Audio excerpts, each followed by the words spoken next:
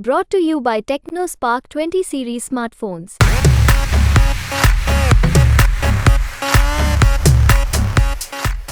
जो है चर्चा में है क्योंकि वो कल भी बीजेपी ने ये क्लेम करा है कि कहीं ना कहीं आपकी सीट टिकट हटा के सुनीता केजरीवाल को यहाँ से लड़वाने की कोशिश। सच्चाई तो कुछ और है।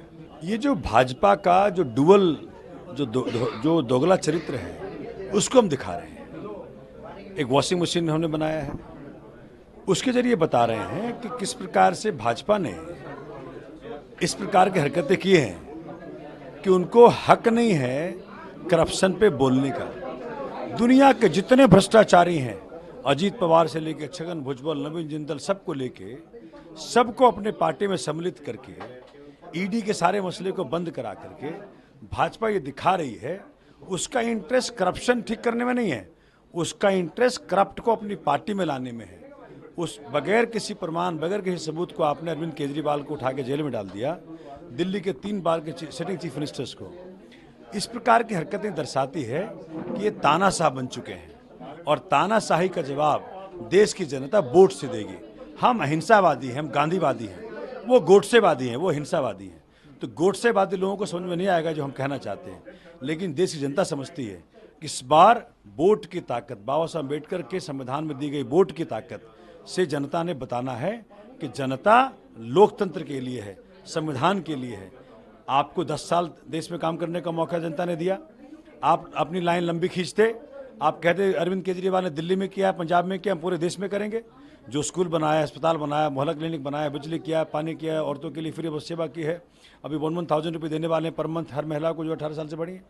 तो ये सुविधाएं दिल्ली में मिल रही हैं, इसलिए दिल्ली में महंगाई का दर कितना है? 2.81%। गुजरात में कितना? 8%। यूपी में कितना? 8%। ये कहते हैं आयुष्मान योजना। अरे भैया, आयुष्मान योजना अगर तो हमारा ठीक हुआ होता तो यूपी और हरियाणा और जो तुम्हारे बीजेपी रूल्ड स्टेट्स हैं उसके 70% लोग तो यहाँ पहुँचते हैं। हमारे दिल्ली के जितने अस्पताल हैं सब भरे पड़े हैं इनके लोगों से। हम ही नहीं कहते वो ना आए, उनका स्वागत है, लेकिन अगर आयुष्मान तुम्हारा इतना इफेक्टिव था तो तुम्हारे राज्य के लोगों को तुम इलाज क्यों नहीं मिला तुम्हारे यहाँ? इसलिए इस बार दिल्ली की जनता इस बात का मन बना चुकी है कि जिन सांसदों ने दिल्ली का साथ नहीं दिया, जिन सांसदों ने दिल्ली की आवाज़ नहीं बन पाए पार्लियामेंट के अंदर, इस बार उन सबको हटा करके जो भगवान श्री राम के राम राज की परिकल्पना है उसका पूरा करने में सहयोग देगा, वैसे सांसद इस बार पार्लियामेंट जनता भेजेगी। 7 सीट हैं दिल्ली में, मगर नई दिल्ली सीट जो है चर्चा में है क्योंकि वो कल भी बीजेपी ने ये क्लेम करा है कि कहीं ना कहीं आपकी सीट टिकट हटा के सुनीता केजरीवाल को यहाँ से लड़वाने की कोशिश। सच्चाई तो कुछ और है। भाजपा हरदीप पुरी साहब को लॉन्च करना चाहती है वहाँ से। भाजपा कह रही कि भाई हरदीप पुरी साहब लड़ने तो हो सकता है जमानत जब्त होने से बच जाए। इस बार ये देख पा रहे हैं कि भाजपा चारों खाने चित है, सिर्फ यही नहीं 7 सीटों पर।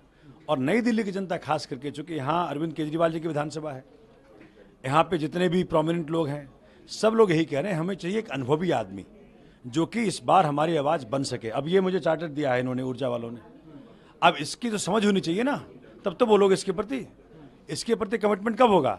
जब आपको इसका अनुभव होगा जो उन्होंने मांग रखी है।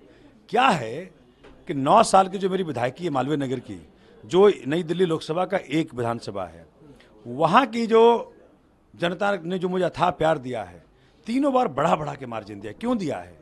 क्योंकि जनता के मापदंडों पे खरा उतर पा रहा हूँ, उसका एक्सपेंशन है। और मोदी जी कह रहे हैं कि परिवारवाद के खिलाफ वोट दो, तो जो नॉन बीजेपी हैं वो तो मुझे वोट कर ही रहे हैं, लेकिन बीजेपी वाले वोट करना चाहते हैं, कह रहे कि भाई मोदी जी कहना मानना है मुझे। जो परिवारवाद का प्रतीक है भाजपा प्रत्याशी, उसके विरोध में वोट देना है। परिवारवाद या जनतावाद? जनतावाद का प्रतीक सोमनाथ, परिवारवाद का प्रतीक भाजपा प्रत्याशी। कामदार या नामदार? नामदार का प्रतीक भाजपा प्रत्याशी, कामदार का प्रतीक सोमनाथ भारती।